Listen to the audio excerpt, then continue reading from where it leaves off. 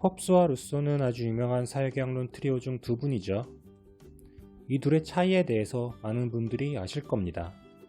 가령 홉스는 성학설이고 루소는 성선설이고 이런 교과서적인 대답들 말입니다. 물론 이 구분이 완전히 틀린 구분은 아닙니다. 상당히 유용할 수도 있죠. 하지만 이 둘의 차이는 성선설, 성학설로 쉽게 구분될 만큼 깊지는 않습니다. 오늘은 도대체 왜 홉스와 루소의 생각이 골이 그렇게 깊어 보이는지 한번 가볍게 다뤄보겠습니다. 토마스 홉스, 이런 그림으로도 유명한 분이시죠. 홉스의 사회계약론의 특징은 사회계약 이전의 인간들의 삶을 상당히 비극적으로 묘사한다는 점에 있죠. 흔히 만인에 의한 만인의 투쟁으로 묘사되는 끝없이 이어지는 투쟁과 그로 인해 인간다운 삶이 불가능한 상태, 그게 바로 홉스가 묘사하는 자연상태 속에 살아가는 개인들의 모습이죠. 가령 대표적으로 홉스식 자연상태에서 결여된 것이 바로 안전입니다. 생명, 재산 이런 것들을 보호할 수가 없다는 거죠. 오직 힘 있는 자만이 자신의 목숨과 재산을 지킬 수가 있고, 힘없는 자들은 힘 있는 자들에게 목숨과 재산을 뺏기는 그런 비극적인 상태, 그게 바로 홉스식 자연상태입니다. 그럼 이런 끔찍한 자연상태에 대한 홉스의 해법은 무엇이었냐? 바로 모든 개인들이 자신들이 가진 권리 일체를 절대군주에게 양도해주는 거죠. 흔히 리바이어던이라고는 괴물로 묘사되는 절대군주, 그에게 모든 걸 줘버린 개인들은 어떤 의미에서는 완전히 평등해지죠. 힘이 있든 없든, 가진 게 많든 적든 이런 것들에 상관없이 절대군주 앞에선 평등하게 힘이 없는 자들에 불과하기 때문이죠. 따라서 사람들은 더 이상 무한한 투쟁의 공포를 갖지 않을 수가 있죠. 왜냐면 너나 나나 모두 똑같이 힘없는 존재들이니까요. 자연상태에서는 힘 있는 자가 힘 없는 자를 억압했지만, 절대군주가 있는 사회상태에서는 오직 절대군주만이 힘이 있는 존재니까요. 한번 심판이 없는 스포츠 경기를 생각해보죠. 심판은 선수들 간의 갈등이나 규칙을 어기는 행위에 대해서 개입할 수 있는 힘이 있죠. 그리고 그 힘은 결국 선수와 그에 관련된 사람들이 일종의 동의를 해줬기 때문에 존재할 수가 있는 거죠. 어쩌면 선수들은 경기에 개입할 수 있는 권리를 심판에게 양도했다고 볼 수도 있을 테고요. 그 결과 선수들은 경기 개입에 관해선 모두 완전히 평등해질 수가 있죠. 근데 만약 그런 심판이 없다면은 선수들은 종종 규칙을 어길 테고, 종국에는 해당 종목 자체가 사라지고 끝없이 이어지는 갈등만이 남는 시나리오가 충분히 가능하겠죠. 홉스 얘기는 일단 여기까지만 해보고 루소로 한번 가봅시다.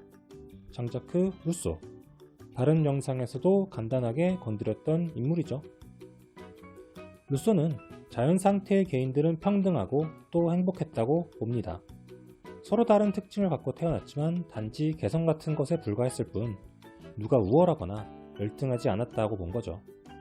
하지만 사람들은 필요에 따라 사회 계약을 하고 현재 우리가 사는 사회 모습을 갖게 됐다고 말합니다. 언뜻 보면은 홉스와 완전히 다르죠. 하지만 생각보다 그렇게 많이 다르지는 않습니다. 살짝 홉스를 되짚어 봅시다. 홉스에게 있어서 자연 상태에서 얻기 힘들지만 인간 삶에 있어서 가장 중요한 것 중 하나는 바로 안전이었습니다.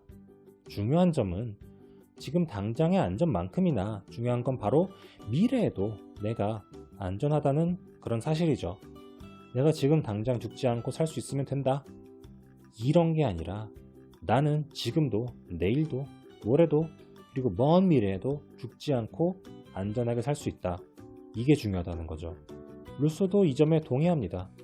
하지만 루소가 볼 때 이렇게 안전에 집착하는 중요한 원인은 바로 사유재산 때문입니다. 내가 재산을 갖고 있기 때문에 그것을 지키고 싶고 먼 미래에도 내 재산을 지키고 싶어진다는 거죠. 사유재산의 존재 그리고 안전의 중요성, 이 두 가지의 결과 홉스식 자연상태의 개인들은 끝없이 사유재산을 축적하려 합니다. 왜냐하면 사유재산이 많은 자가 곧 힘이 많은 자고, 힘이 많은 자는 자기 자신을 지킬 수 있기 때문이죠. 루소는 이 점을 지적합니다. 자연 상태 속의 개인들이 선천적으로 나쁘기 때문에 무한한 투쟁을 겪는 게 아니다. 사유재산의 존재가 그들로 하여금 무한히 투쟁하게 만든다. 바로 이겁니다. 이제 감이 오시죠? 홉스의 자연 상태와 루소의 자연 상태는 다르지 않습니다. 단지 루소는 사유재산 이전과 이후의 자연 상태 이 둘 다 묘사했다는 차이가 있을 뿐이죠. 사유재산이 존재해서 소위 타락하게 된 사람들이 살아가는 자연 상태는 홉스식 자연 상태와 크게 다르지 않을 겁니다. 하지만 루소는 그렇게 타락하지 않은 사유재산이 생기기 이전의 자연 상태도 존재한다고 본 거죠. 아마 정치 사상사에 관심 있으신 분들은 루소의 이런 생각이 낯설지만은 않을 겁니다. 19세기 초반에 원시적 사회주의 사상 중 일부는 사유재산에 대해 굉장히 부정적인 시선을 보였죠. 그래서 온갖 신기한 실험들을 하곤 했었죠. 물론 우리는 사유재산의 존재를 부정할 수 없는 사회 속에 살고 있기 때문에 루소의 이야기는 솔직히 좀 판타지처럼 들리기는 할 겁니다.